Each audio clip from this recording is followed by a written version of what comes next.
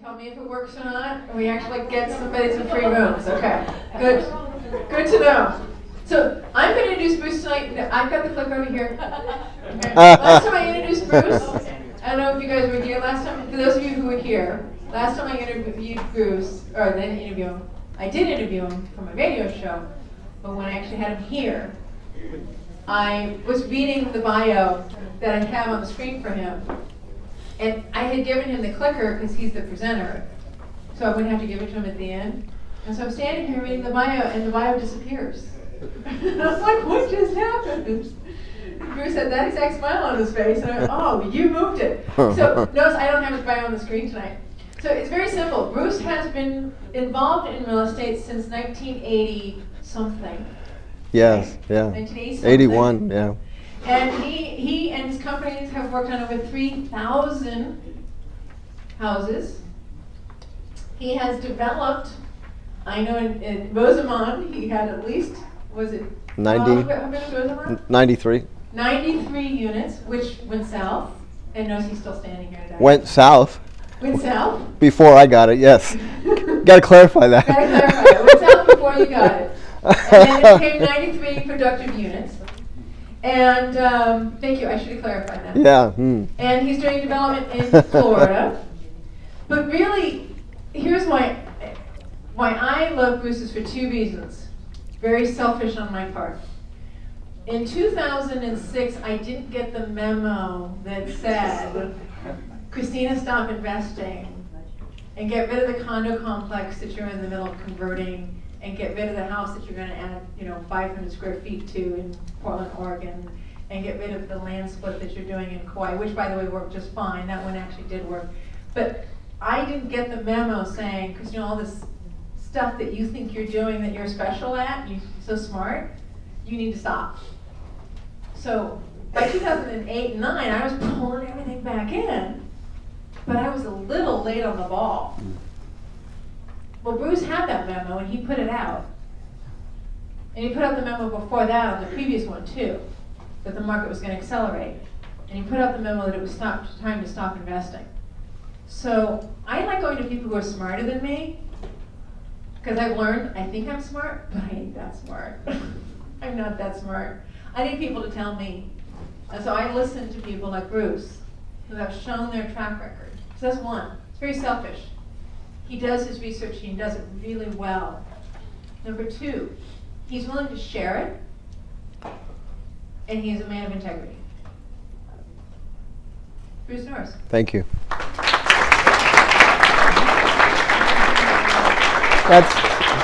I need another mic? Yeah, you do. You need another mic. Are you this serious? This is us recording you on our right. system. We have this is and I need and this too? And you have a backup too, and you have that one too. If there's a short, you'll know what happened. Oh, by the way, here's the clicker. Okay. All right. I'm just curious, how many people are hearing me speak for the first time? Wow, it's a lot of people. Okay. Well, thanks for coming. The last time I spoke was only a week or so ago. We were driving on our way there, and we had a choice to make. We were in Corona, and those devices, you can tell I'm not really tech savvy, but I have people in the car that are. One of them is saying it's 2.5 hours there, and the other is saying it's 57 minutes. And there's no traffic, really. And all of a sudden, we have a decision to make. We can pay for Fast Track, which is like $350, or we can stay where everybody else is.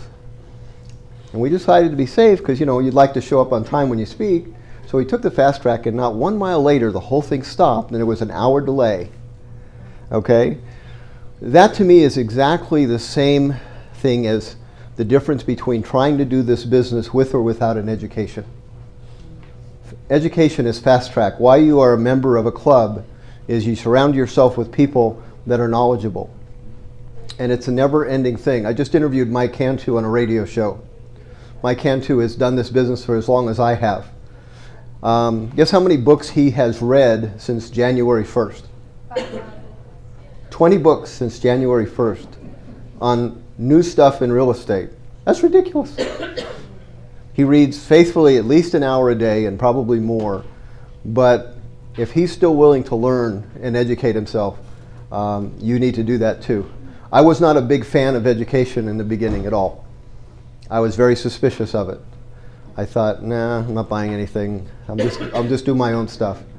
The first time I ever attended a seminar, I gave it. That's pretty arrogant, isn't it? I learned some practical lessons along the way. One of the mistakes I made is I built a house on a lot that I didn't own, which is a real bummer. Yeah, you can do it actually. Okay?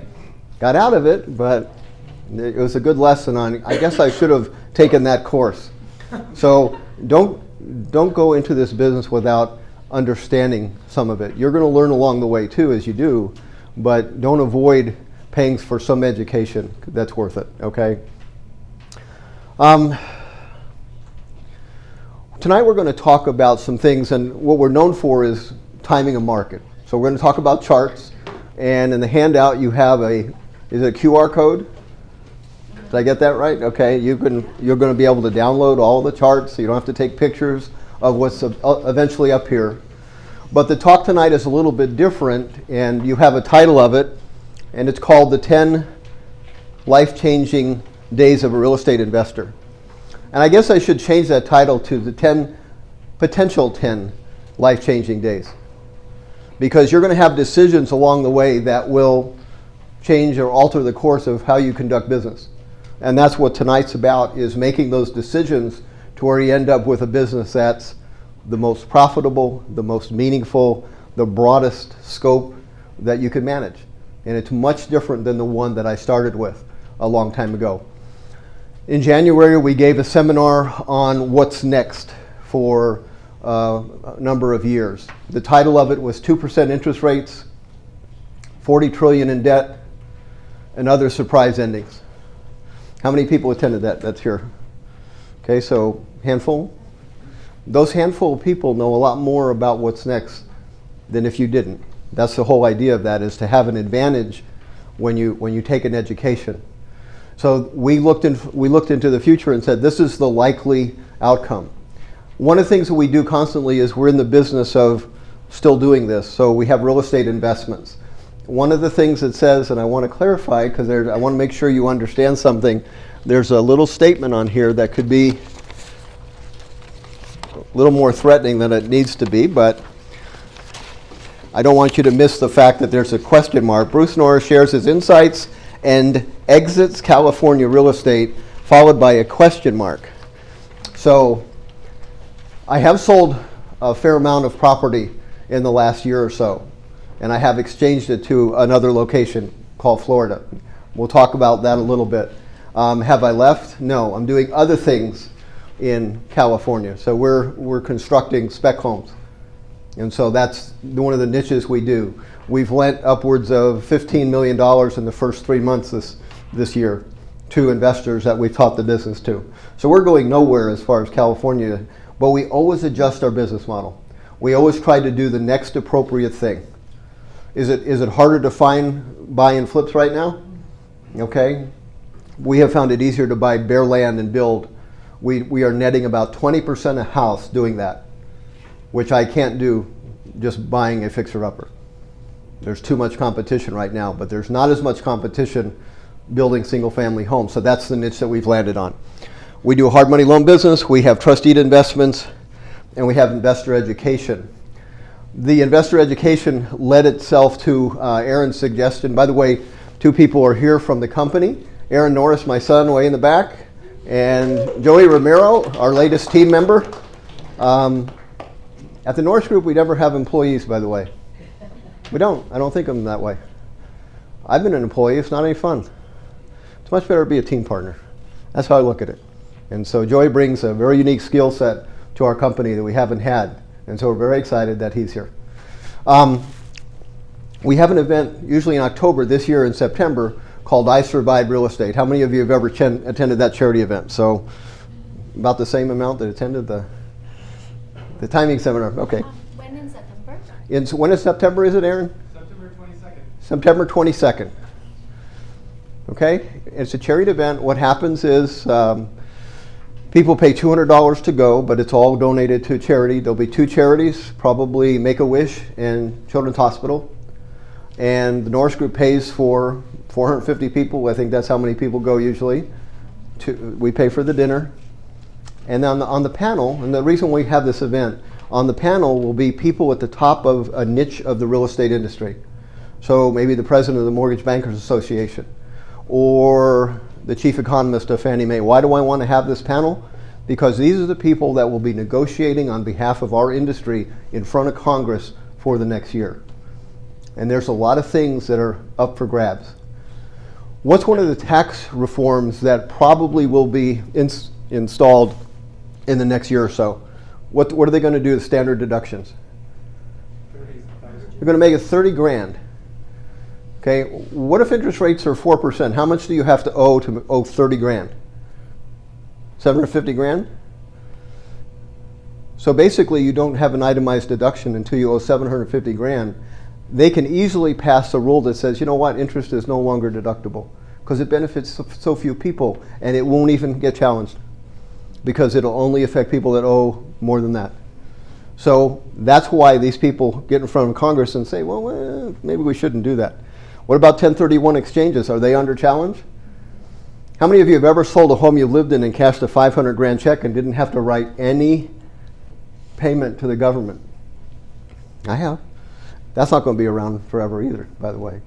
So that's why this panel is important, because I want them to see the real estate world, at least for one night, from an investor's point of view. The very first time we did it, even the audience wasn't sure what it was. That was what was funny. We invited them, the people came on faith, and they just like, we weren't really sure what's going to happen that night. But we had, and by the way, it's kind of a formal event. So most people go in formal tuxes and formal dresses. And so I had this panel, and I asked, anybody that's a real estate investor, please stand up. And the whole place stood up. And I said to the panel, I said, I just wanted you to know what an investor looked like.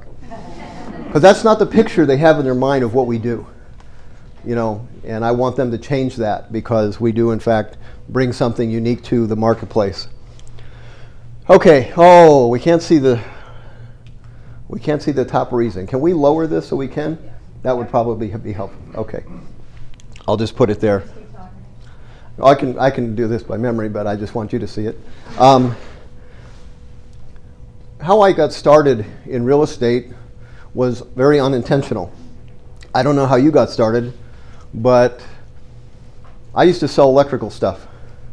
Like on this wall, this plate is a P2 Ivory Sierra. The switches are 1021 Ivory Sierra. Is that exciting? Now, I haven't sold that stuff for 30 years. I can't get it out of my head. And by the way, that's how you'll learn real estate. You'll learn it by doing. You won't have to memorize terms like when you go to get a test for a license. It's not going to happen that way. It's going to happen by exposing yourself to people talking about what they have and the situations they have, and all of a sudden you find out, gosh, I know more than I thought I did, because I'm talking. Never pretend you know something, by the way, ever. People don't trust you. I'll give you a really good example of that. I was selling electrical stuff, went into a lady's business in Corona Industrial Electric. The name of the lady was Flora Spiegel. I didn't know anything about her. I just wanted to sell her electrical stuff. I said, do you mind if I quote some of your work? She says, no, not a problem. She brings out this set of plans that was like about a foot around, heavy, 50 pounds, plops it on the desk, rolls it to me. She said, I'd like a switchgear takeoff. Well, there's no way. I mean, I'm selling electrical stuff. I'm not doing engineer work, and I can't figure out what this is. I said, Mrs. Spiegel, if I looked at that for a year, you wouldn't want to trust the number I'd come up with. And she kind of breathed a sigh of relief. She says, I'm so glad you said that, young man. I can work with you. She wasn't looking for an electrical engineer. What was she looking for? Somebody that was honest. She took me downstairs. She ordered $10,000 of circuit breakers. I didn't know she was the mayor of Corona, and I didn't know she had survived Auschwitz. When she had passed away, it just so happened the week after that, I was speaking in front of the Corona Real Estate Board, and her son was there. And I got to tell that story. And that's called looping. I never loop. If I don't know, you're going to know it. I'm not going to pretend. And people respect that, and they respond to that, okay? I was asked to go by somebody that was already in the business. Come with me. I think you have potential in this business. I'm going to follow up on a lead. Somebody wants to sell her house. I've responded to an ad. So I went there and watched the presentation. So I was just kind of a lump sitting there watching it. And we went into the house, and in about 10 minutes we were thrown out. So that was my exposure to the business. It was an unsuccessful negotiation. Except for while I was observing, what I noticed was what I call compliance. I had seen somebody willing to go along with a proposal, but the salesman didn't catch it and kept on talking and unsold it, and then we got kicked out. So when we got back to the car, I said, you know, I think the lady will sell you your house. Why don't I knock on the door again, get us back in, and you'll buy the house? And we did. Now, as I was driving home that night, I thought, isn't that interesting that I have no idea about real estate, but I understood a buying signal or a selling signal. In other words, I could recognize acceptance to something. And I understood right away that we have some pretty cool stuff. Now, I didn't have money, but the guy was working for somebody that had millions of dollars. And I understood that if you have equity and we have cash, our stuff is cooler than your stuff. And I thought, you know what? I think I could get people to make that exchange. And so I ran and took a weekend course at Lumblow, and I emerged after taking the test with a real estate license. Now, how much did I know about real estate? Nothing. I knew if there was an orange and it was sitting against the fence on the other guy's yard, it was called one thing. If it fell on the ground, it was called another. And that's about it, man. Okay? So I went to apply for this job in the biggest house buying company in Orange County. First question the guy asked me that owned the company, he says, how long have you had your license? So 1 day. And that's what he did. He laughed at me. And he said, this is no place for an inexperienced agent. End of interview? I wasn't there for an interview. I had seen a chance to change my entire financial future. Do you give up that easy? No. So I said, well, let me ask you a question. And by the way, that's the most important question in my entire life. Do you mind if I ask you a question? I have no idea what I'm about to ask, ever. But the coolest stuff that's ever come out of my mouth has come after that sentence. So he said, no, go ahead. I said, isn't the bottom line around here whether you can buy properties for a profit or not? He said, yeah. I said, you'll know in 30 days I can do that better than anybody you have. I just passed the first test of being an investor. I didn't take no for an answer, and I came back. I got news for you. Guess what? That's every time you do a mailer, you run an ad, you have a sign that says we buy houses, and somebody calls, the interview has just started. It's not the only time that interview took place. It's gone on forever. Since I've been in the business, the interview is saying, I have options. I could list the property, I could sell it myself, or I could sell it to you for less than full price. Why would anybody do that? Well, guess what? You ought to know some of those answers, because that'll determine how many houses you buy and how much you believe in the value of what you do.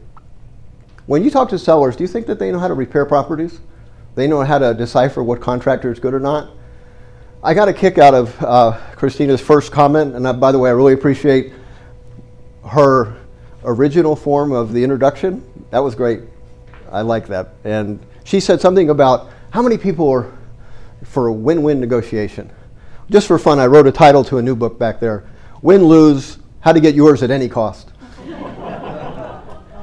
What's funny was when you meet people, they don't usually tell you the whole truth. Have you ever met a contractor that said, you know, I'm really not good at everything? I mean, wouldn't you hire that guy on the spot? Oh, thank God. What are you good at? We'll just do that stuff. I've never run across anybody that says, you know, when things get tough, I split.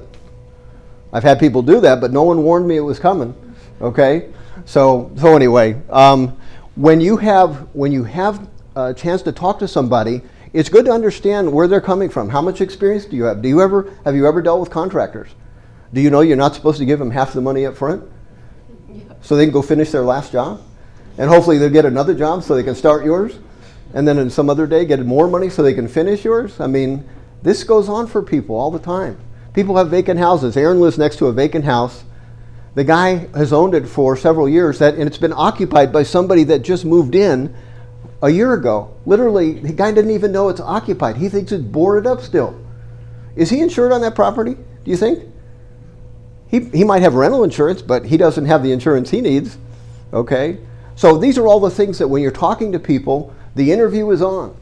You're always applying for the job of saying, let me write a check and take this off your hands and leave part of the profit for me because I provide a service.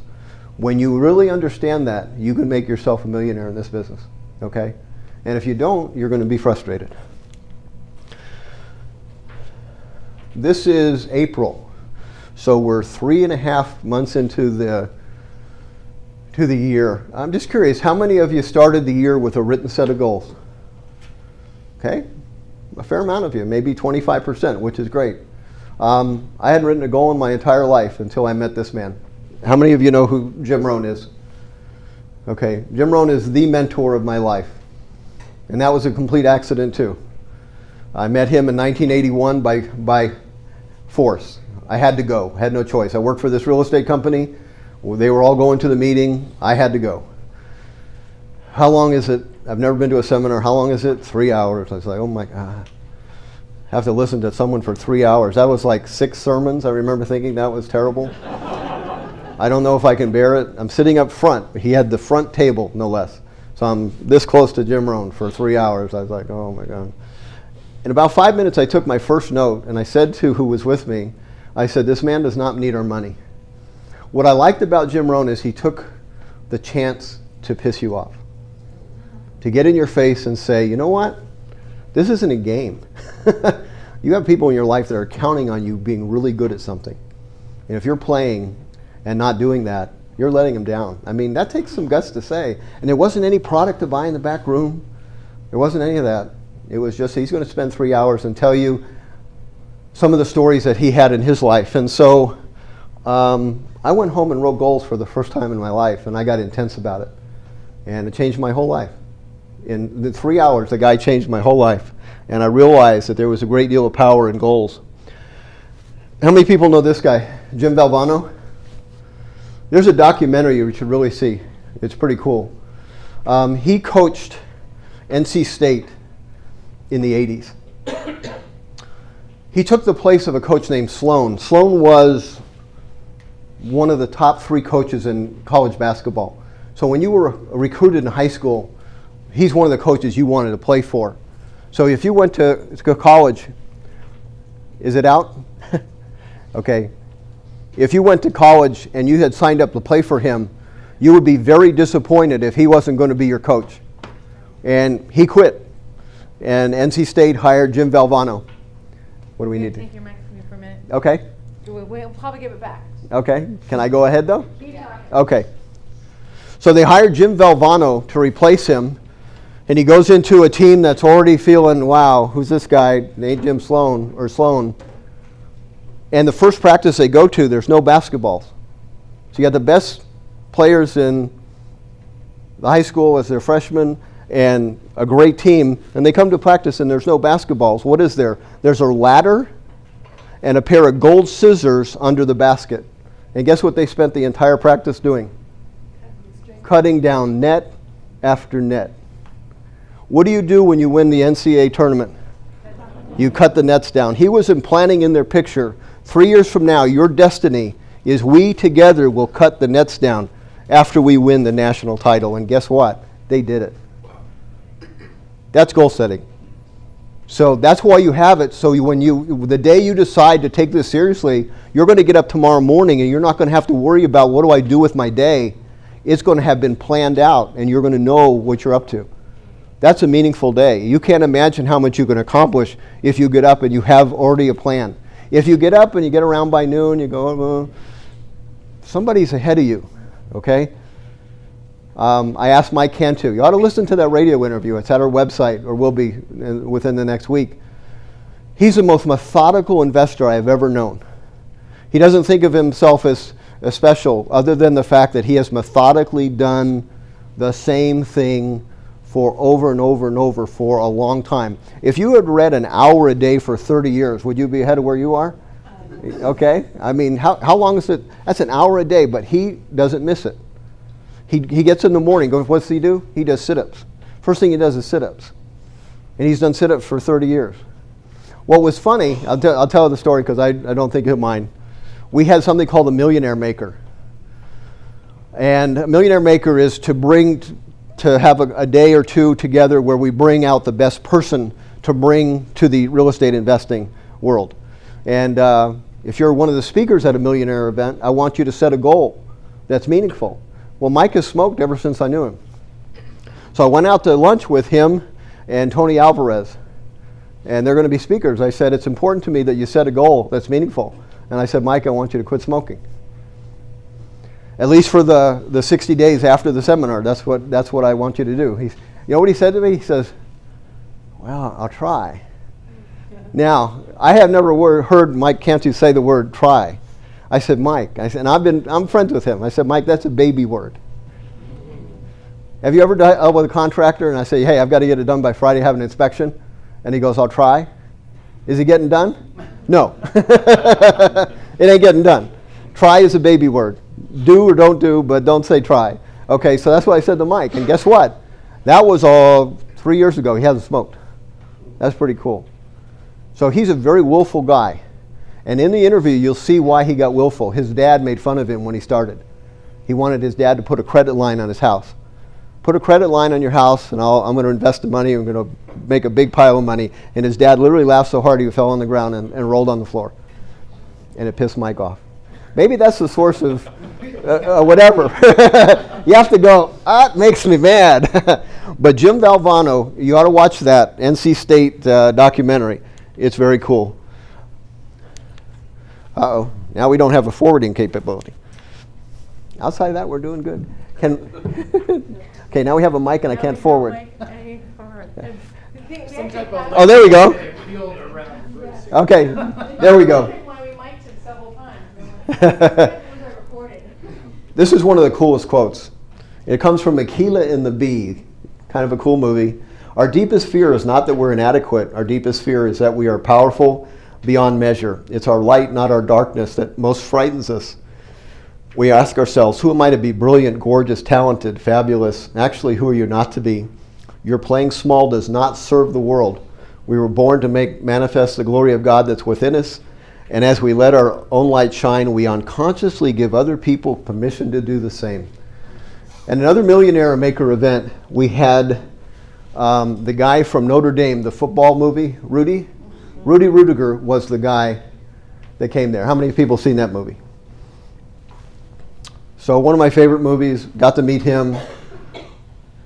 He said something that was pretty profound, because in the movie, my favorite part is when he decides he's going to go to Notre Dame. His friend died, he's sitting on the bench, his dad comes up to him, and he tries to talk some sense into Rudy. He said, Rudy, Notre Dame is for smart kids, rich kids, great athletes. It's not for a Rudiger.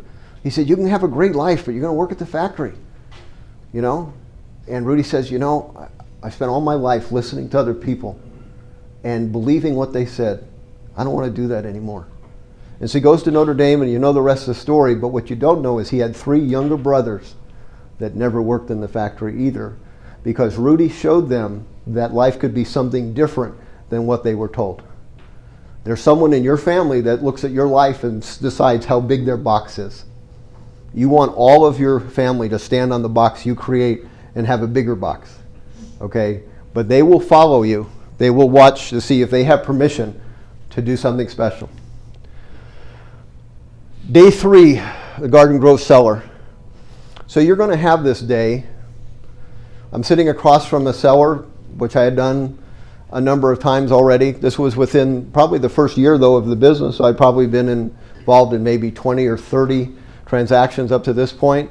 I sit across from this person, make them an offer. I say, I can buy the house for this much. That's fine, he said, very monotone. And I need this long of an escrow, that's fine. I need to do a little repairs, that's fine. Easiest negotiation I ever had. But it didn't feel right. You ever have that? Sort of like your hair gets on your neck? Go, I said, I don't want to talk to you about your real estate anymore. Are you okay? And he looked at me kind of surprised, and he said, no, I'm not.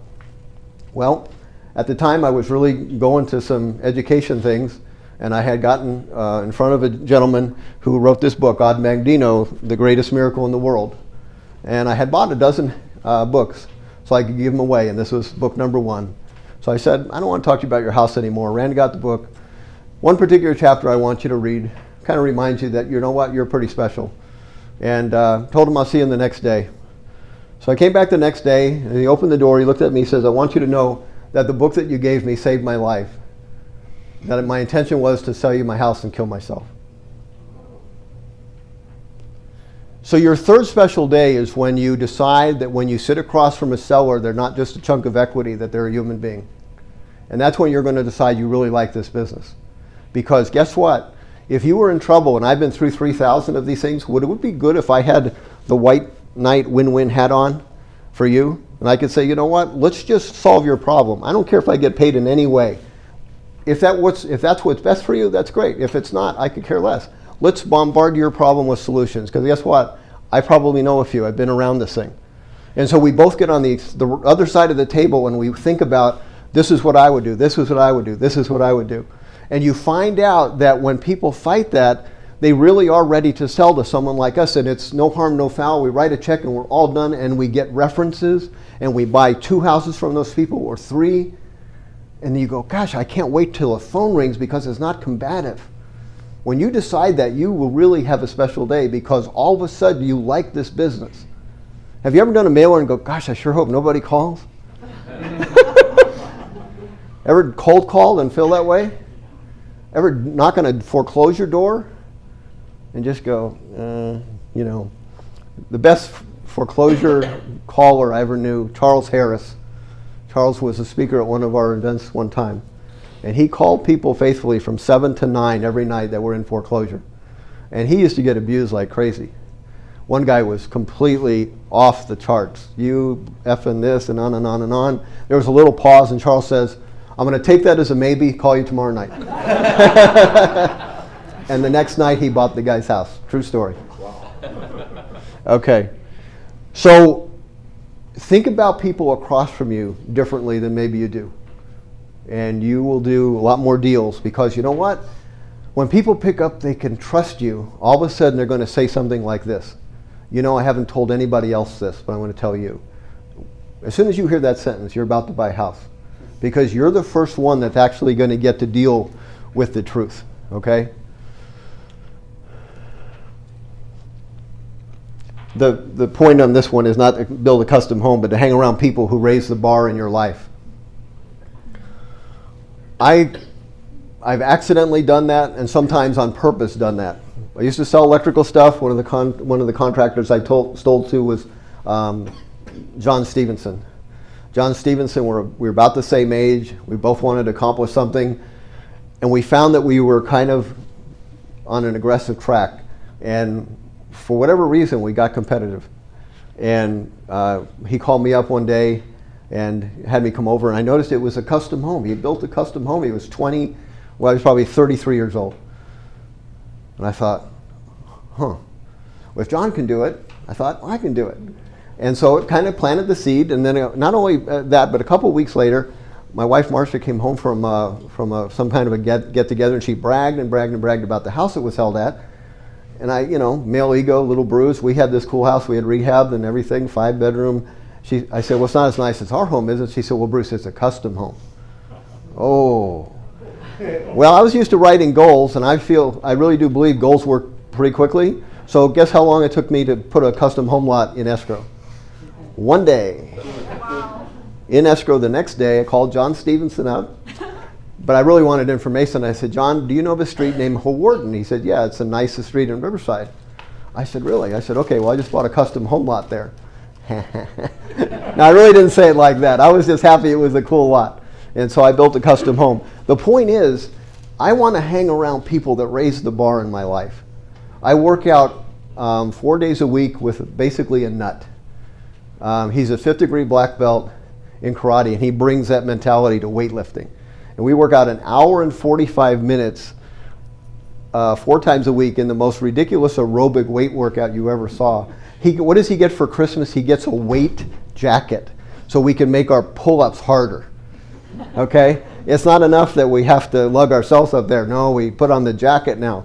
Okay? And we get 40-pound medicine balls so we can do sit-ups as you could throw them at your gut. That's the guy I hang around with. I like that now, okay? So hang around people. When I built this custom home, when I got started, I don't know if you had a really good start. I did not. I got married at 17. I was fairly belligerent and I couldn't do a thing. So I'm the perfect employee, right? So I got fired 5 times in a row. I used to spend my lunches looking for my next job because I figured it's only going to take 3 months before they can me and then I'll get another job. I was really good at getting jobs, not very good at keeping my mouth shut and keeping it. So getting in this business at 28 or 29, just a few years later, I buy this custom home lot and I build this custom home. One of my favorite memories is 2 people finishing up the kitchen, and I'm where the doctors live in Riverside, and I'm 34. And they said to each other, I wonder what this guy does. And that was just so cool for me because it seemed like such a long way. And by the way, when I put that lot in escrow for 34 grand, it was a 30-day escrow. How much money did I have to make before the end of the 30 days? I didn't have 34 grand in the bank. I had to flip 2 houses inside of the 30 days. I wholesaled 2 houses in 1983 and made the money to pay for that lot cash. That's why I like this business. You can say, hey, I'm motivated. I used to do that with everything my kids ever wanted. Want to go to college? How much is that? Okay, that's 4 houses. That's how I thought about stuff. I call it chunk money. It's one of the things that kind of prevented me from keeping rentals for a long time. Because the decision was always, okay, we'll make $200 a month or make 30 grand. That's not hard. Well, obviously there's a point in your life where that changes. And that's part of the education of an investor. But hang around people that raise the bar for your life, okay? Speaking in front of people. How many people just love speaking in front of people? About the same people as attended our events, yep. It's terrifying for most people. Guess what? It was terrifying for me. One of the goals I wrote the night I started making goals. 2 goals I wrote. And goals are basically you write them in lying format. Okay, you have to write if something is already true. So my net worth in 8 years is, but you don't do it that way. You say I see my net worth that I am a millionaire, and you look at it and you feel it. And the morning you get up, you're still $1 million shy of that, but for some reason you feel better, and you're activated and you do that. Well, I wrote that goal. I want to be a millionaire in 8 years, and I said that I get up in front of an audience and I feel so comfortable and do such a good job that I leave to a standing ovation. That was an even bigger lie than the millionaire statement. Okay? Now, I never really intended to get up and teach. That happened in 1986. I finally attended my first real estate investor meeting. I'd already bought and sold well over 100 houses. I had a trade where I ended up with 5 mobile home lots, and I didn't know anything about mobile manufactured homes. And so this was the night they had a special speaker come up and say something about manufactured homes, and I went to it.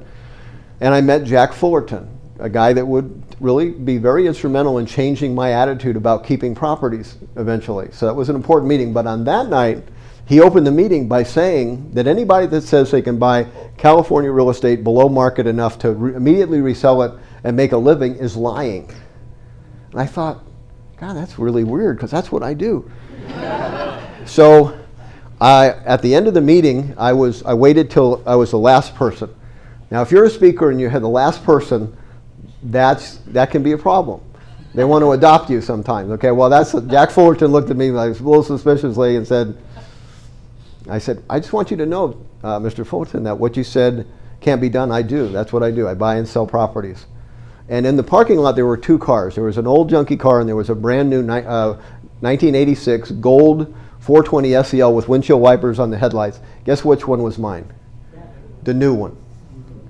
Jack Fullerton was worth $1 gazillion at that time, and he would not spend his money on a stupid, nice car. But he could see that I didn't know that lesson. And so I went like to 0 in his thought tank, and he said, hey, see you later, pal. So it irritated me. I remember I told you I do really well when I get ticked off, okay? So I took a picture of 100 houses I had bought, put them in a book form, sent it to him. I never thought I'd hear it to him again. I was really just kind of going, He calls me back, he says, I've never seen anything like this. You can talk to my club. talk to your club? I don't want to talk to your club. He said, I thought you did that so you want to speak to my club. I said, no. He says, well, you do something very unusual, so I want you to come speak to my club. And I mean, he took him a while for me to finally say, okay, I'll do that. And that he always took the speaker out to eat before you did it. And you notice I didn't touch anything. He said, are you okay? I said, yeah. He said, are you comfortable doing this? I said, I've never done it. And he says, oh.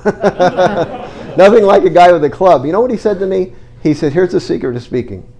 He said, you really do have something to offer. Get the attention off yourself and do something for the audience that benefits them. And you'll forget about it. And I thought, that's pretty cool. And here I am 30 years later, still doing the same thing. So, but the day you add something to speaking to what you do, you have to start analyzing stuff. Why can I do this well? So you increase understanding, and then you're allowed to share it. There's a lot of businesses that have happened for me because I got up and spoke. When you get up and speak and tell somebody, okay, this is how you buy wholesale stuff, and then they do it, guess what they do? They call you up and say, do you have money? And all of a sudden, a hard money loan business came to mind. And so there's been lots of things that happened after I got up to speak. It's probably the best thing I can do for publicizing our business. Because I'm not really here for an agenda. I'm not going to have you run to the back of the room for anything. I'm just going to try a really good job to where you talk about the Norris Group in a favorable fashion, and that's happened over the years. Okay, but if I couldn't speak in front of you guys, it wouldn't happen. So maybe one day you say, you know what, I'm going to share what I know, and that'll be a game changer for your business. This is a picture of a car, a similar car to what I bought for my son Aaron in the back. He graduated high school. I bought him a Honda Civic for $15,700. This was 1995, and 2 days later, bought a 3-bedroom house in Riverside for $13,300. Oh my God.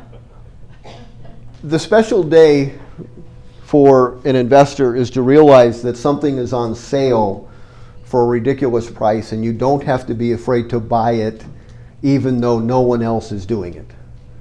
So this is a home that was on the VA list for $15,000 that was already fixed, that would rent for $500, and it had to go through all the owner-occupied people first. They all passed, and then it went to the investor list, and nobody bid. And so I was the only bid in America for this house at $13,300. Does that make you feel scared or smart? Yes. Scared. You're going, wait a minute. I mean, I'm the only one. That makes me feel really bad. Now, I was on the other end of that spectrum in 1989. In 1989, everything was going smoothly. From 81 to 89, occasional hiccup like building a house on the wrong lot, no big deal, but most of the time it went well. I had just come off of a transaction where I made $1 million in 6 months on 50 lots. So I was really excited. I didn't know I was about to donate that back, by the way, but that's what happened. So in 1989, after selling those lots in 88, decided to build 7 custom homes. I had partners that trusted me. Let's get loans on these custom homes. Get a $300,000 construction loan. Bought the lot for $60,000, and they're going to be worth $500. Probably by the time we're done, $550. Just the mentality that you had in 2005, right? Can't miss, no risk. Bought a golf cart that held 8 people and the driver, because there was going to be a lot of people interested in them and wanted them to all get to see them at once. By the time we got done was summer of 1990. Not one person responded to a full-page ad in the Palm Springs paper, and that's when you know that's a problem. My builder partner left the country with the homes undone, finished the homes out of pocket. All the partners couldn't pay their paid their payments, $21,000 a month. How do you like to wake up in an investor in about 1990, 91, and find out that next month your overhead just went up $21,000 a month? Now you got 2 choices. You can split, or you can say, I'm going to figure this out because I'm not going to give up. And I chose the latter in this case. So again, this is a very special business. Can you give yourself a $21,000 a month raise? You can. In this business, you can. I learned to buy at trustee sales. I learned to buy at auctions. I made the money. I paid all the payments until I got rid of them. I started trading. I traded 2 houses for a 60-foot teak yacht. And the reason I did the trade is I thought it was a free and clear 60-foot teak yacht, and that doesn't cost anything per month. Apparently you guys aren't used to boats. That's, that's not a cost-free item. But I gradually got rid of these homes. And the last home, I wrote a $62,000 check to close escrow. That's called a personal short sale. All of the people, all the banks got their money. All the people got their investment back. And I learned a valuable lesson. The most valuable lesson was, I've learned to make 21 grand more a month, and now I have no more residual bills to pay. But I still have the skill that made the money. So when people were talking about to me in 2008 and 9, I'm just going to walk, I'm going to do all that stuff, give that another thought, because you really have a chance to like the person you're going to look at the mirror for a long time. Okay, you can get through it, and when you get through it, you'll be a bigger person for it, okay? So there'll be this bottom, and you'll have a chance to buy stuff. Now, I'm not good at making any different emotional decision than you are, except for I look at charts. I look at charts to tell me that, okay, this is a ridiculous price. And I basically have to ask myself one question: are they ever going to build another one of these wherever it is I'm at? I'll give you 2 or 3 quick examples. Grand Junction, Colorado was the first time I bought something way below market in bulk. It was a 4-plex. Grand Junction in 1980, 4-plexes were selling for $180 and $190. 4 years later, they were selling for 80 grand, 60 grand. I bought all the HUD 4-plexes for 40 grand a piece. So 180 or 190 to 40 grand. And there wasn't one other bidder because we had a 7-month negotiation. There was never a competitive bidder that said, gosh, I think I'll buy that. I'll sneak in there for 41. Okay? Now, did that make you feel good? No. Just like that 13-3 house, you go, I'm the only person that wants Grand Junction 4-plexes, okay? But here was the question: could you build a 4-plex for 40 grand? No. They were only 3 years old. So I'm buying a 4-plex that's 3 years old for 40 grand, and I thought, you know what? They're going to build a 4-plex again in Grand Junction, and that's why I bought that. In the most recent downturn, Moreno Valley, we had houses that were selling for $365 that we bought for $65. Just 1 digit off, okay? But people, why were we able to buy them for $65? Because no one would buy them for $66. Wouldn't $66 been okay? No, people were scared because everything was fearful. I can look at a chart and go, yeah, it's time. And I don't care if you're all really scared, man, a chart's telling me this is a good deal.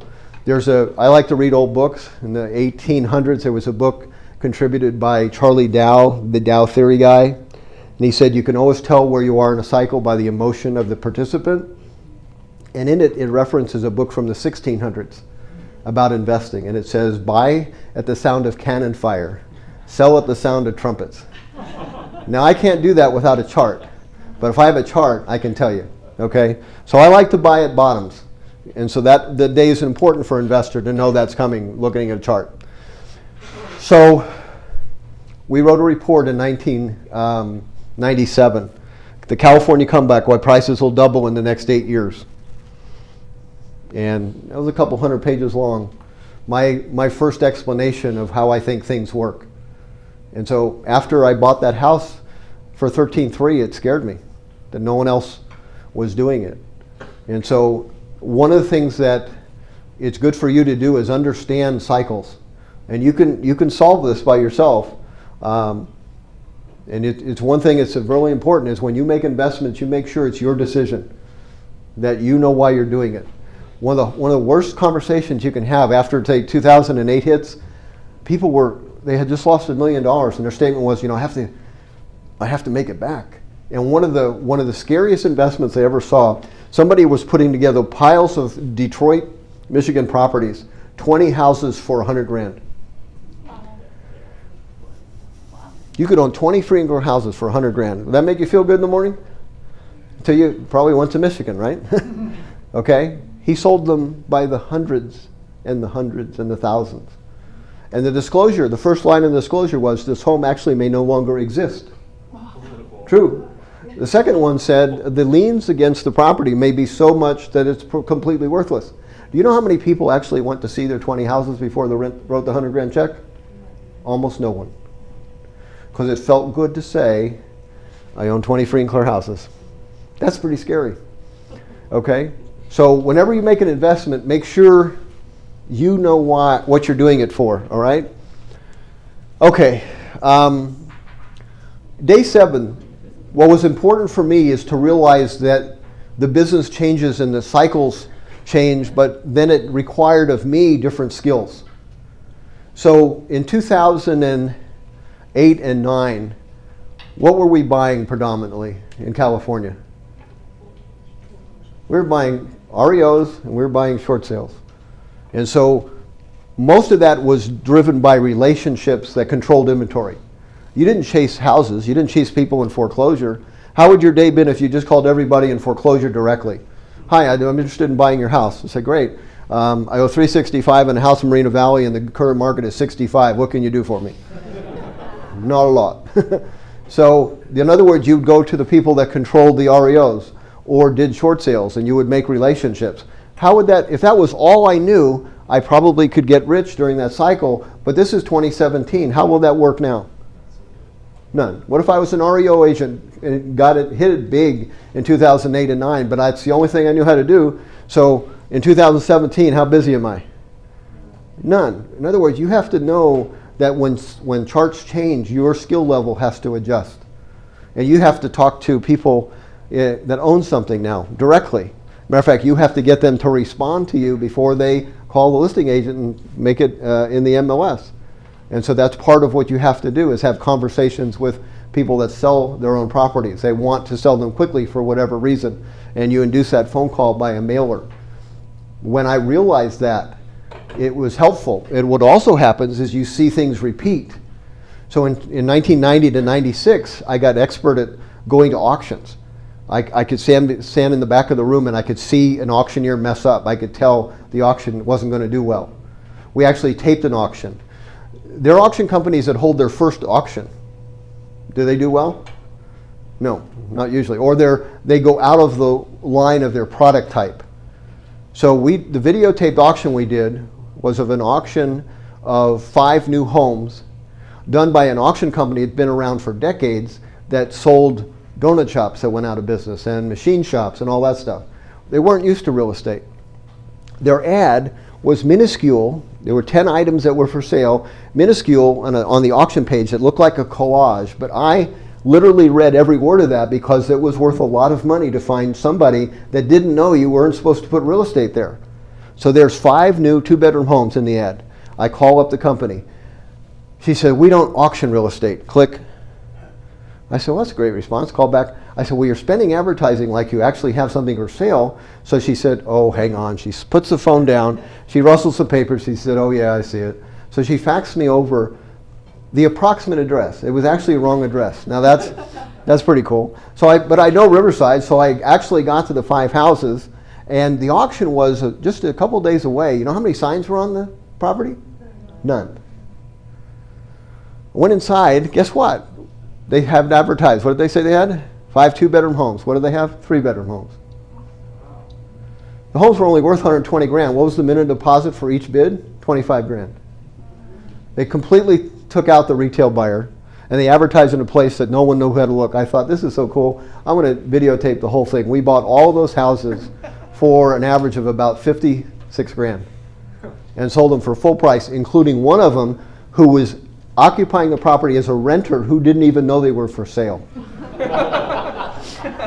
Now, can you multiply maybe 60 grand times 5? Is that good? That's how I paid for a lot of that stuff in the desert. I gave that back too, by the way, but piece at a time. So anyway, understanding that your skill has to change and you have to grow, but then you'll get to that era again where you go, I already know this one. I already know we have to show up to REOs, and I have to know we have to make friends of short sale, and all of a sudden you're way ahead of the pack because you know by charts, okay, here it's coming. We have REO agents that take our training because they're contacting lenders in 2007 saying, you're going to have a lot of foreclosures. remember my name. I want to be first. And boom, when it comes, they get it. Okay? So I like to know when things are going to happen. Okay. Starting a business. I was in vacation in about 1995 in Maui. And I was listening to this gentleman's set of tapes, the cash flow quadrant. And he has the world of earning broken up into quadrants. E is for employee, S is for self-employed. On the right side is business and investments. As I was listening to this, everything that I had ever earned was either from an employee standpoint or a self-employed standpoint. Now I'm in Maui and I'm really self-employed. I own a business that buys and sells houses. How many houses am I buying while I'm in Maui? None. I'm not doing that. So I realized he had a point, that a business was different than being self-employed, that things could actually go on without you being there.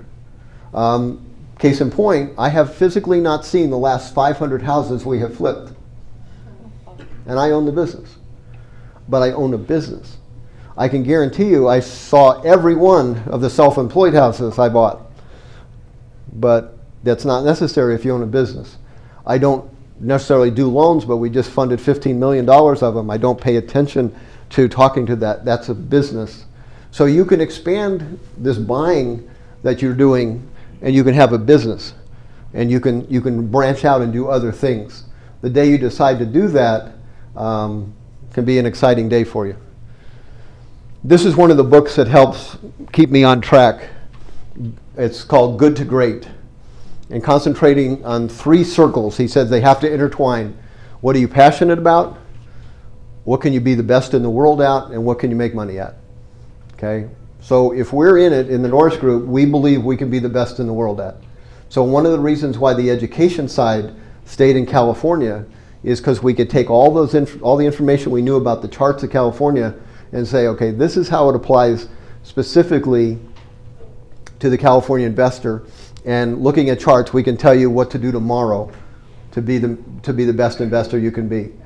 Need to check out our website. It's thenorrisgroup.com. A lot of great information there, including about 9 years of radio shows, completely free, okay? I like the fact that we have a company that's basically been hand-selected. People that have shown character, and then you're not guessing. That's important to me. Joey is exactly that type of example. Aaron knew him for years before we had an opening, and that was to him the natural person to go to. That's pretty cool. We don't have to find out much more about Joey. We already saw 3 years in action of what he does. And so when you own a company, you're actually observing that constantly. You always see. I carry a fair amount of $100 bills in my wallet, basically from a Jim Rohn seminar. And I look for reasons to give those away to some all-star that I see doing something fantastic. And it can be a very not spectacular job. Somebody that I was in Denver airport one time, and this bag, the guy driving the bus, there's 2 people that drive the bus, people that stay in the seat in the front, and a guy that won't let you touch one of your bags because he just has the best day ever showing you that he can get them off faster than anybody you've ever seen. And that was the guy. He was fun. He said, everybody off the bus. This is my field, man. And then boom, he blew them all off, and he was delightful, And I gave him $100, man, because I said, you know what? You just made my day watching you do your thing. And I want that guy to exist. Remember there was an article about the Dodger. There was a Dodger guy that sold peanuts, except for he had figured out how to toss them behind his back and over his head. And guess how much he made? Tossing peanuts, over $100,000. Because you know what? You were going to buy peanuts from another guy. You're going to wait till the 5th inning till he showed up, and you was going to toss it 20 yards because he had made it special. I like watching for that. I don't care what it is, okay? And it makes my day better because I'm looking for good stuff. I want to find that person. Okay. The day number 9 is when things are going so good. How many were involved in this business in 2005 and 6? Really? That's all? Wow. Okay. It's an important thing to go through a downturn. because it humbles you. In 1989, I was cocky. Everything I had touched had pretty well worked out, except for the house not on the lot. Yeah.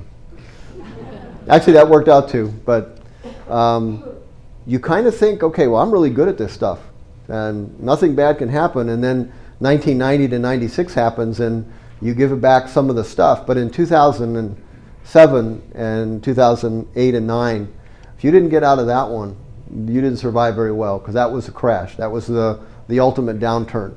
So what this day is a day that you can recognize that I've accomplished a lot, and if I cash out at least some of my chips, I'm good, period.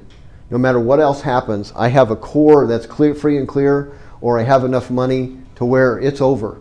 And everything else can happen around me, but I'm not a participant in that. Mike and I would go to lunch during 2008 and 9, and we had survived the downturn of the 90s. And he had to solve his own set of problems, and that, by the way, is on the radio interview too. And they stuck it out against even worse inventory.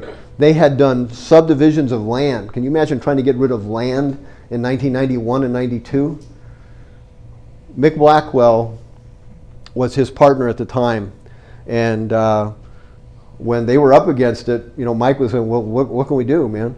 And Mick Blackwell, to his credit, got out the promissory note and read it to Mike. We promised to pay. And he just told him, I don't see any way around that. And he said, by the way, there's people that have sunk in their entire life savings to have given us the chance to do this. And we're not walking away. Not many people do that. But that's how Mike and Mick are made. So anyway, there'll be a day where you should be able to see a crash coming.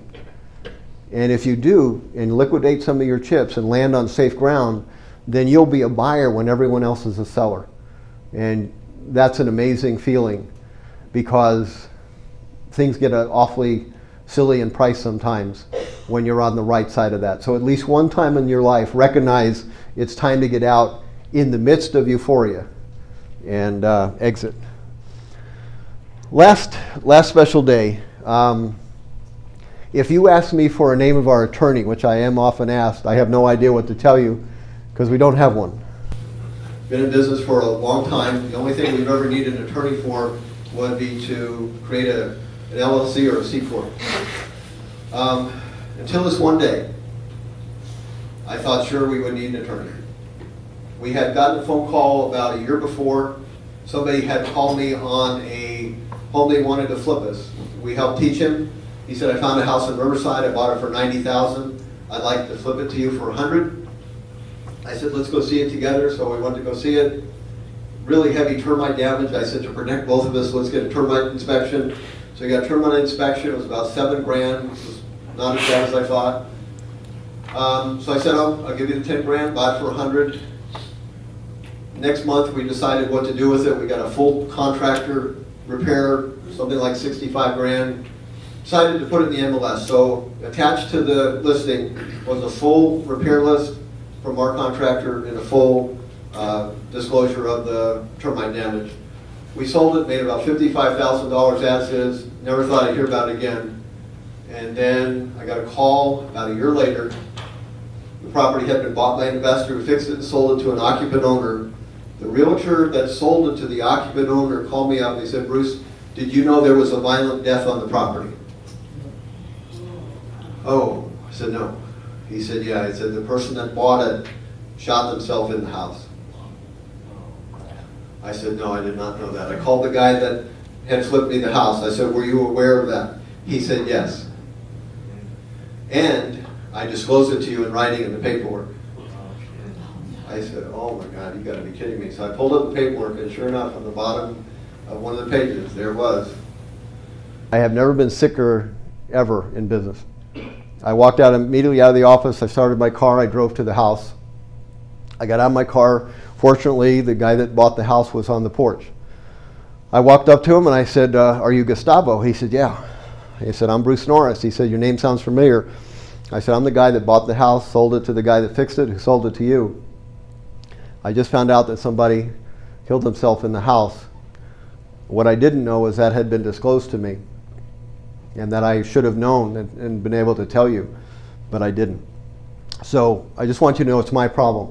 It's not the listing agent's problem or the sales agent's problem. It's my problem, period. He looked at me like, and he said, "Are you kidding me?" He said, "I wouldn't believe in a million years anybody would do what you just did." He said, "Come on inside and we'll talk." So we went inside and we started talking. He said, "What bothered me so much is I was in the Army, I just got out. The guy that owned the property before me was from the Army. He's suffering from the same thing I have, and he shot himself." And he said, it tore me up. And I'm crying, I'm holding him, he's crying. I said, "Please just let me buy the house. I'll pay off your VA loan. You can buy something that doesn't have a problem." He said, "You would do that?" I said, "Of course I'd do that." So he cries, I hold him, he says, I'm going to go in the back, I'll be back in a few minutes. So he's gone for about 5 minutes, and the longest 5 minutes of my life. So he comes back, he has 2 medals. And he tells me the story of both of those medals. And then at the end of that, he says, "I want you to have one of these." He gives me one of his medals. And he says, "What you did today is as gutsy as anything I've ever seen." And then I get this email in the next morning. It said, "Good morning, Bruce. My mornings used to be filled with depression and worry about my future. Today begins a new day for me, filled with hope and ambition for my future. Your courage changed my life. God bless you, Tony."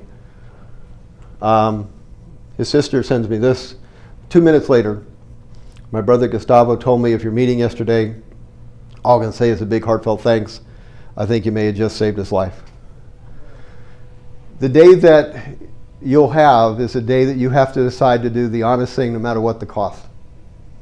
When you're in business, you're supposed to do that. When you have employees, they watch everything you do. And, you know, it's the only time you're going to be able to stand up and say, "You know what, this is who we really are." I've met many people that tell me who they are, and then when it hits the fan, it's not who they are. It's the time you get to say, "You know what, we weren't kidding." So you're going to have that day.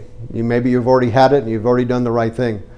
But that was the worst day of business that turned into the best day for only one reason. I just was determined I would do the right thing. So when you have a business, do that, okay? The biggest favor you'll ever do for yourself. Okay, you guys want to talk about some charts? Yeah. Okay. I'm going to get a drink. I have a little bit of a cold, so I'm trying to retain my voice.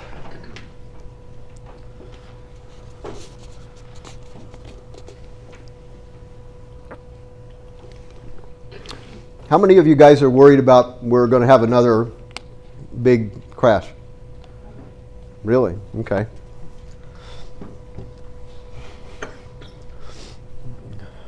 Why? I'm just curious.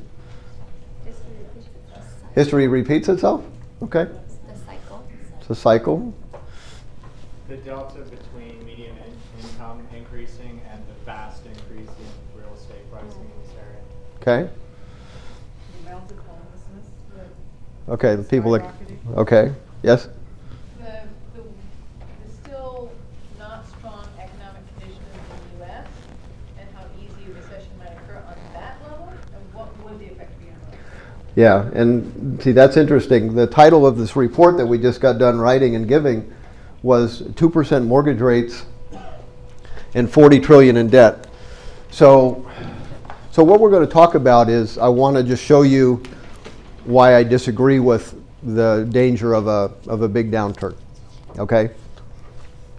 And I wrote a 400-page report in late in 05 called The Crash, so I'm not afraid to tell you something bad's going to happen and explain why it's going to. We just wrote a 250-page report telling you it ain't going to. So, but this is snippets of that. So to get to a peak price, to get to that number that the bow breaks, basically, you need momentum in sales. Do I have a pointer here? Yes, you push the center button. Center button, not off. Thank you. You need sales momentum. So, sorry we don't have 2016, but we do on the bottom this is 2016. Is that sales momentum or is this sales momentum? And is that sales momentum? And is that the sales momentum? So in every cycle where we had a price peak in the past, we had 4 tremendous years of sales. And this time, we don't. So it's very difficult to get to a peak price without sales exploding, because you don't have enough pressure. What's the big talk about right now? There's no inventory. Did you hear that? California Association, there's no inventory. Well, if you had a really great demand and you had no inventory, what would happen to prices? They would explode. Are they exploding? No. No, in very small pockets they are. You can go to San Jose and stay that. You can stay in San Francisco, maybe in Pasadena. Can't stay in Riverside. Can't stay in San Bernardino, in Victorville, in Lancaster. All those areas that you're supposed to be able to build lots of houses when things are good, they don't even pencil yet. You can't take a bare piece of land, turn it into lots, and build a house. It won't pencil. So we don't have the sales momentum to have a peak price. We just don't. You need lenders to say yes to capable and not capable buyers. If you've tried to get a loan anytime recently, you might notice that they are barely lending to capable buyers. They're not loaning to not capable, but here's the math of it. So in 2008, this is FHA loans. Your FICO score between 580 and 619 represented 24% of FHA's business, and under 580, which is over here, 23%. 47.5% of FHA's business was under 619 FICO score, and now it's about 5. They even joined the category. 5.5. So how that's almost down 90%. So it's really hard to get that first-time buyer in that makes the march up the rung. One of the reasons we don't have sales momentum is they're not being allowed to get in. You need trustee sales to be near their lows for the cycle. So what's very interesting about trustee sales is that they're usually either going down or going up, going down or going up, down, up. Does it look like many years are different? That one. In that particular year, lenders were sick of all these foreclosures, and we were buying at auctions during this cycle. And if I sat in an auction well prepared, I could leave with buys of between 5 and say 10 properties at 50% of value with 500 people in the room. Okay? So they were taking a hit on properties. But right here, they stopped foreclosing on people. They just let them slide. They actually wrote a law that said if people are 100 days late, you have to start foreclosure. Now, did they do that this time? They kind of didn't write anything. It just said, you know what? If you're in foreclosure for 3 years, that's okay. We'll let you stay there. Isn't that what happened? Yeah, and see, what's interesting about this is that drove the foreclosure numbers down, but it's not necessarily telling you the whole picture. We have a lot of people that didn't get foreclosed on that maybe are still upside down. I don't know that they're going to be a big problem going forward. But what's going to happen someday is this number will reverse. And normally we have a tremendous rise in foreclosure. So think about the percentages here. We went from something like 2,900 to almost 29,000. Is that 1,000% increase? And here we did about the same thing, almost 1,000% increase. So what's interesting is we had 1,000% increase in foreclosures in the 80s when interest rates were like 18%. What was the price hit during the 80s? There wasn't one. So you had 1,000% increase in foreclosures, interests were 18%, and prices didn't take a hit. And it's because foreclosures never got past 25% of what was for sale, in my opinion. Here, you had the same increase, about 1,000% increase, but we had a price hit from 1990 to 96 that was pretty gradual and consistent, 4 or 5% a year for the whole duration. And we got to where the point was at the peak of foreclosures that represented about 40% of what was for sale. At some point, it gets too much. Here, it represented something like 80% in some counties of what was for sale, and the prices were devastated.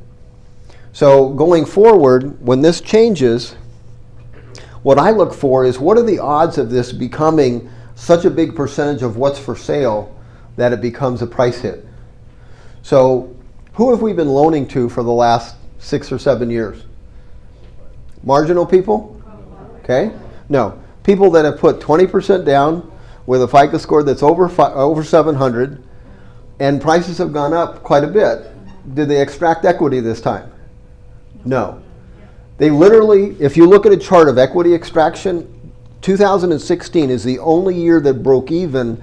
All the years before that, they paid down lines of credit. So we have this gain in property value. We have put 20% down. We are serious about our credit.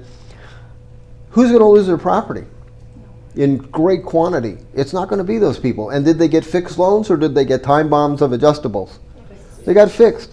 Everybody's got a loan that starts with an interest rate of 3 or 4, and it's fixed, and they probably have an equity position of 40%. And are you going to have a disaster foreclosures? I don't see it. Okay? The other part of what happens quickly in a downturn, and by the way, if you're a builder, your timing is usually terrible. So never look at a builder and say, well, gosh, they're big. I'm going to do whatever they say. What they do, and even they have 3-prong, almost like a mood of the market.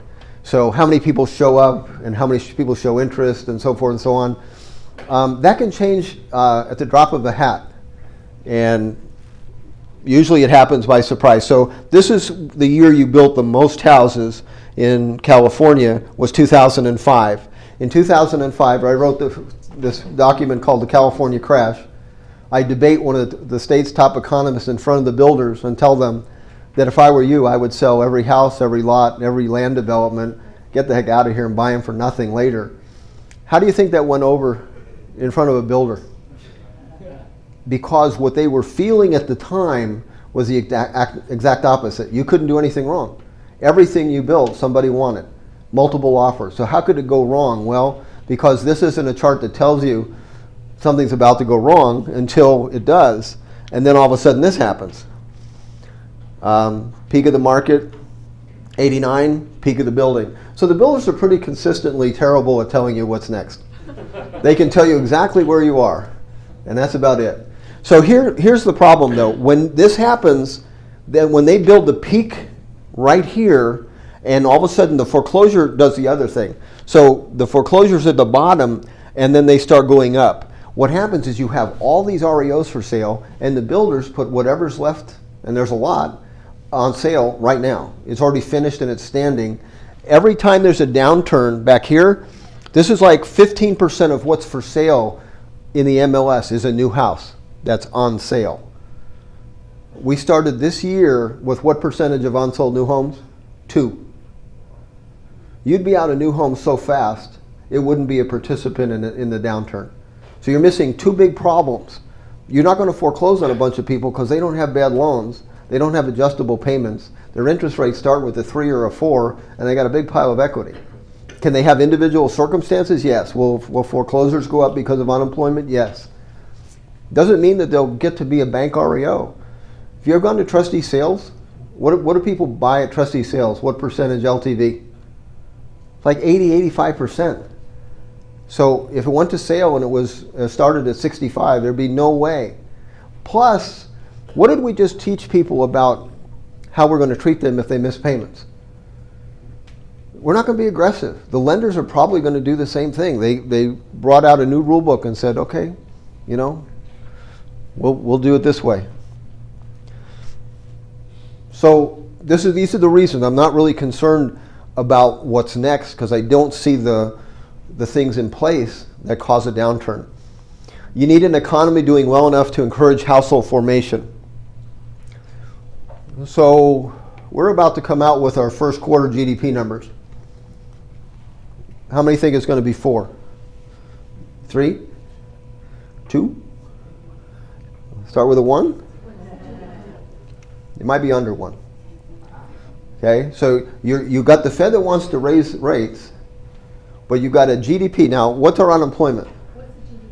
Gross domestic product. So that measurement of growth is not going to be 2. It's going to be less than 2. It could be less than 1. You have, what's our unemployment rate nationally? It's 4.5, which is considered what? Full employment. So you have full employment, you have a GDP growth rate that's probably around 1. That's a problem.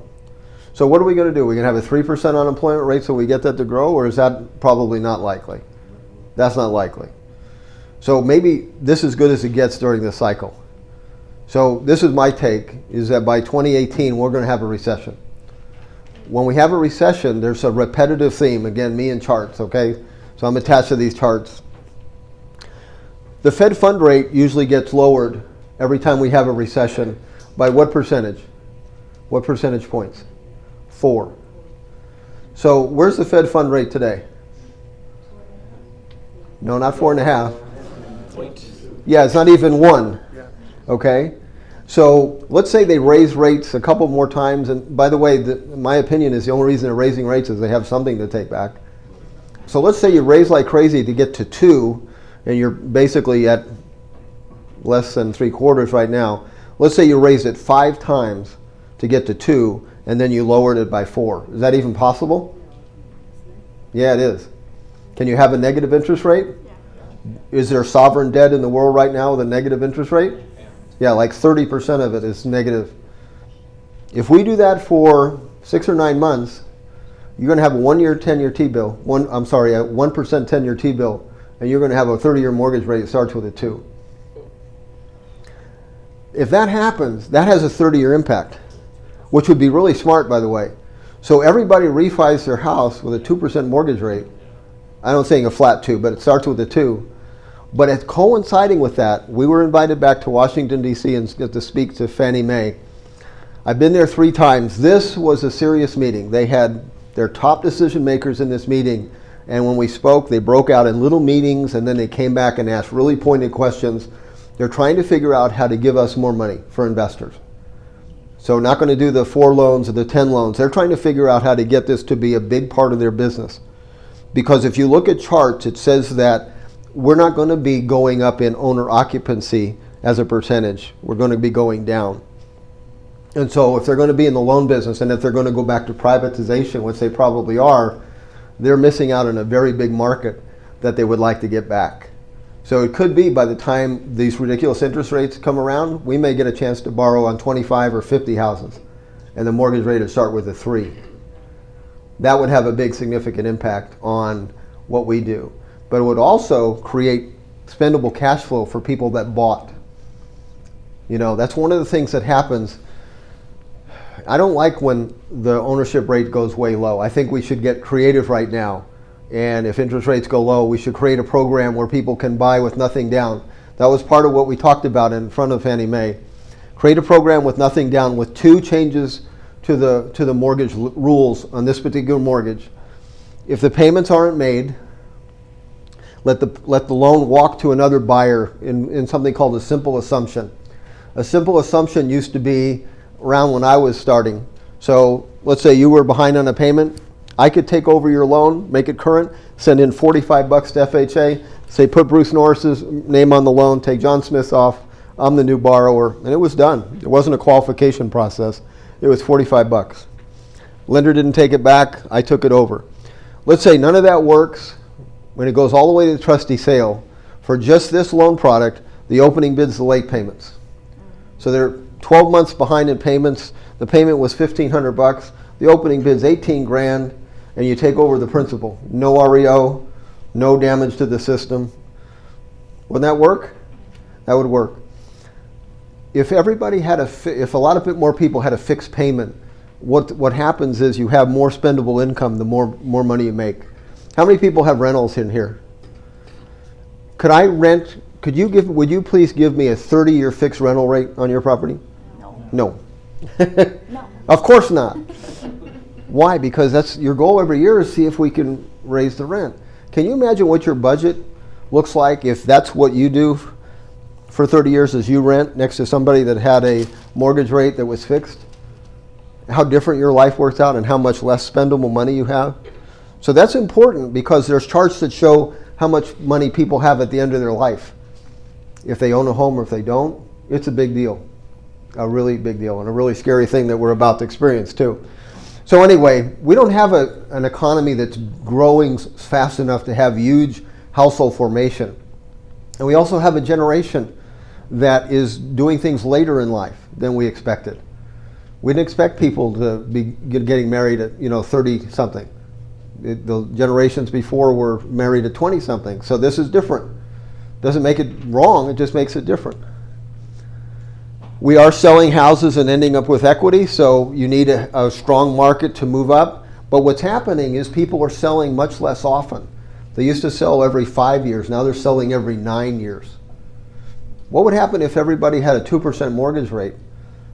Would you find a reason maybe to stay there? It's like, forget it.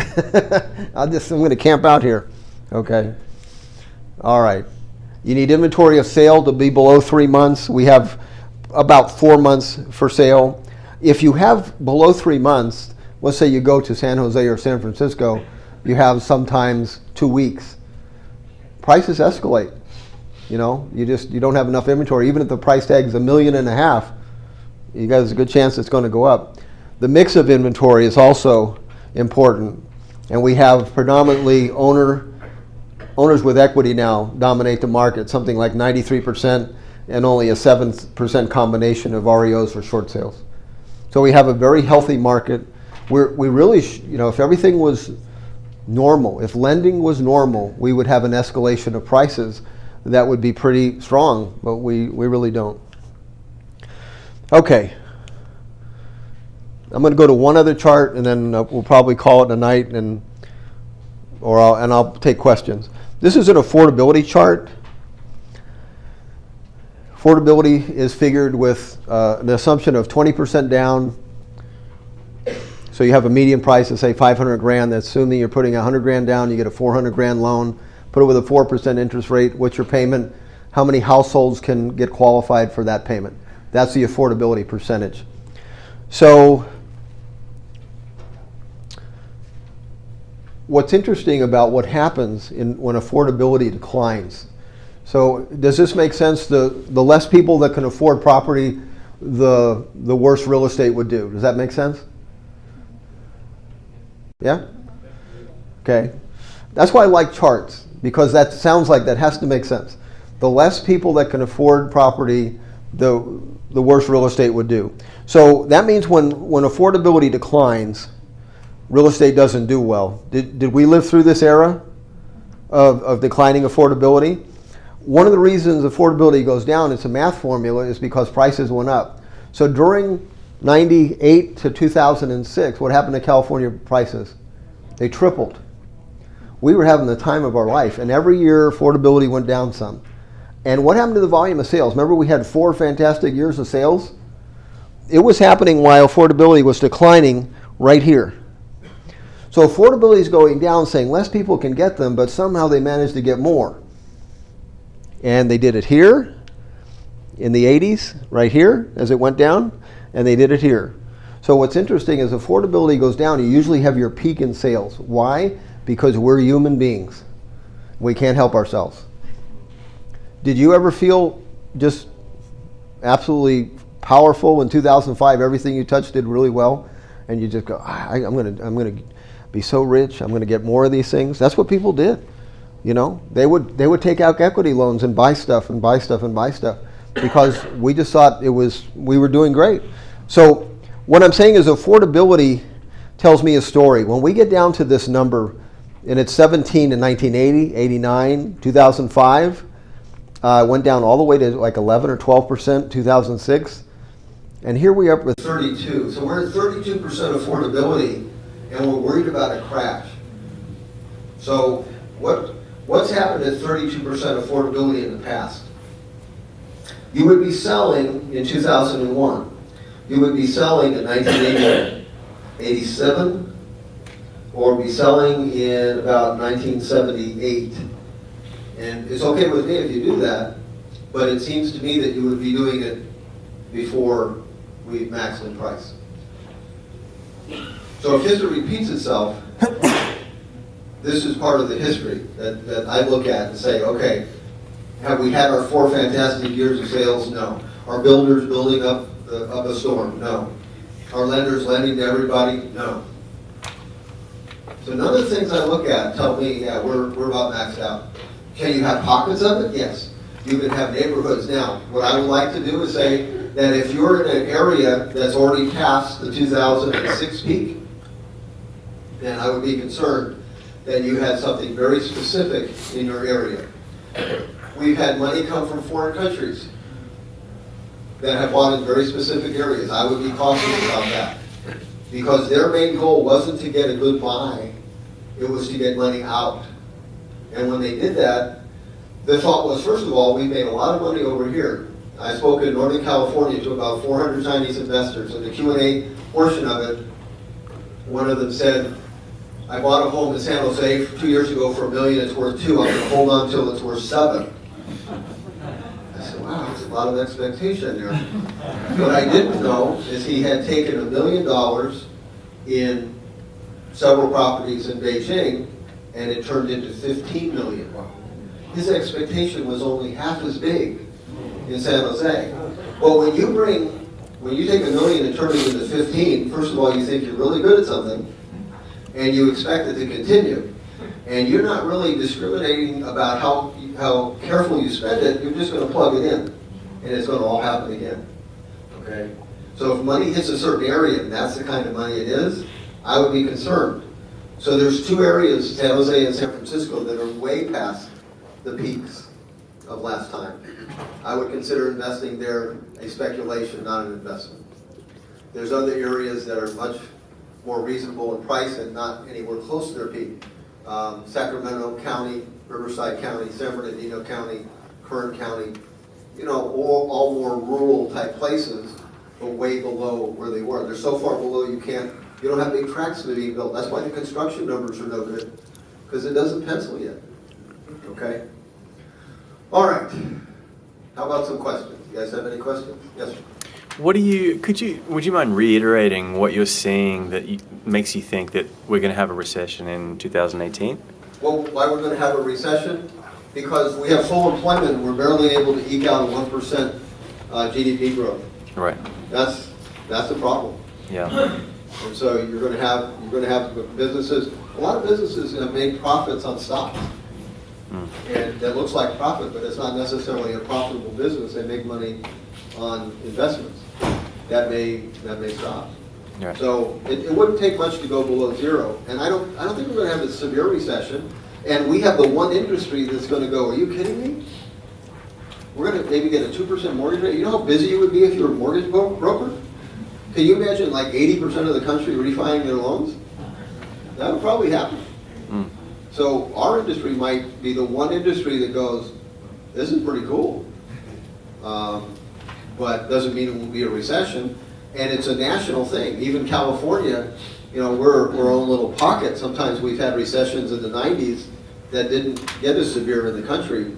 So we could have a pretty healthy real estate market, but still get the benefit. What if we just have that interest rate for 6 to 9 months? I hope that no one in the audience that goes, well, it went down to 2.5. Maybe I should wait until it goes down to 2.25. People do that though. Okay, yes. 2 things. What if they take away the mortgage interest? Yeah, what if they take away the mortgage interest deduction? And the other thing is, we have a whole generation of kids that are growing up that, are saddled with student loan debt. And not really afford to purchase. Okay, well, 2 things. You've hit on a sore spot with me. Student loan debt. Stop sobbing and pay it back. Okay? I mean, honestly, that's my feeling. Matter of fact, we ought to do something entrepreneurial there. Okay, we do that for people that come into our country. If you have started a business and you have so many employees, you get a green card, that type of thing. Hey, go out, graduate college, stay in the United States, start a business. Let's put that college debt in a second behind a nothing down mortgage. Let the property go up and pay for itself. I mean, honestly, I think that's an exaggerated reason. I really do. Okay. What was the first question? Oh, about the mortgage interest. The mortgage interest rate deduction, I think it's going to go away. By the time 2018 is gone, I bet that's changed. And I don't think it'll have any impact. Because interest rates will be so low at that point, it won't force somebody's decision to go, well, if I can't get an interest rate deduction, I'm not going to buy. They'll buy because the payment is less than their rent. Yes. 5 minutes? Okay. Yes. What about Dodd-Frank and the loosening of the rules? Yeah, there probably will be a loosening of the rules, and you probably will have some escalation in volume of sales and people allowed in. Will we go back to the day where we don't care if you have a job or anything like that? No, it's a really tough sell in Wall Street. The people are very suspicious about somebody saying this is an A investment. You know, we sort of ruined ourselves that. So we're not going to go back to everybody gets a loan. There's no way. Yes? Which area within Southern California would you about? Are there any area within Southern California that has reached its peak? Yeah, the San Jose No, and Southern California. Southern California, I'm sorry. You probably have pockets of Pasadena. There's some areas where in LA County's done very well. Probably the beach areas. Any of those areas, I would just consider more speculative. One of the reasons, there's a guy that has a report in Orange County. I don't remember his name. His last name is Steve. He has a report. One of the things he has is we look at how many months of inventories for sale. I look at the state numbers, but he pulled out very individual numbers and in price bands. So in Orange County, 500 grand or less, there's probably 5 days of inventory. 2 million and over, there's 2 years of inventory. So if you wanted to spec something, you got a $2 million property on your hand, you've got 2 years of inventory competing with you. Yes? So if we wanted to cash out some of our chips, are you saying you're thinking towards the latter of 2017? No. I know in the radio program we were talking a little bit about, at what point should we cash and wait to try and, Okay, I'm not going to tell you, like, we made a 10-year projection, so I'm not going to tell you that because people paid for that. I would say in the next year or so, I certainly don't see any cause for it. I would look at charts and say, okay, when is it overdone? You're thinking this is going to maybe replay into a 2008 or 9 opportunity. I don't believe it is. I don't see any way that's going to happen. So the conclusion I have is that we're going to have like a double header where you almost are, if you ever go to a baseball game and actually they used to let you go to a double header. So they get done with game number 1 and you would just sit there for an hour and then game 2 would start. That's almost the way I see California. I don't see us taking this hit. But I don't think it's going to accelerate the way it used to. Okay. Yes? What about Florida? You mentioned something about Florida. I'm in Florida for a very specific reason. I'll tell you why I got there in the first place. I'm interviewing Doug Duncan, the chief economist of Fannie Mae, in the beginning of 2015. I read their last quarter report of 2014, and in it says that 25% of the country's losses come from one state, Florida. Okay? Well, I'm a chart guy. That means something's on sale. So I called my best friend who lives in Orlando. I said, there's got to be a builder that has building lots they don't want. There has to be.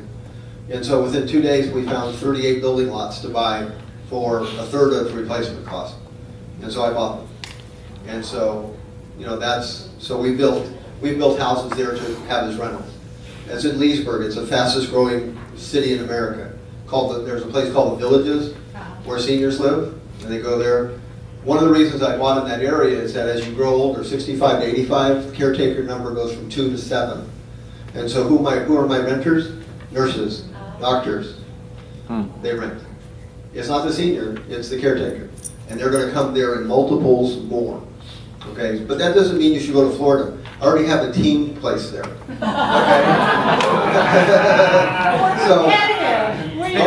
But don't go to Florida until you have a team place and you understand why you're going there. Right, no, I was curious.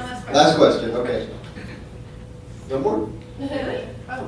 We're all thinking about Florida right now. Yeah. In California, in Southern California, Yeah. what areas would you look at if you were targeting scenic road? As far as escalation in price, I think you have to be very patient now for that. I don't know that you're going to have, oh wow, this went up 20% a year. So I would be going into places that were the Victorvilles, the Lancasters, all those are management tough. Okay? So what did I choose to do? I own properties like that in Marina Valley. So rather than own those properties for rentals, the numbers were different somewhere else. But we're doing spec building and making more money than they can on a flip that I have to fix and flip. So, I mean, I just think that the business changes. So my model is I'm going where the cash flow is better, where the prices start with a 1 instead of a 4, and rent for the same amount, okay? Thank you very much for having me.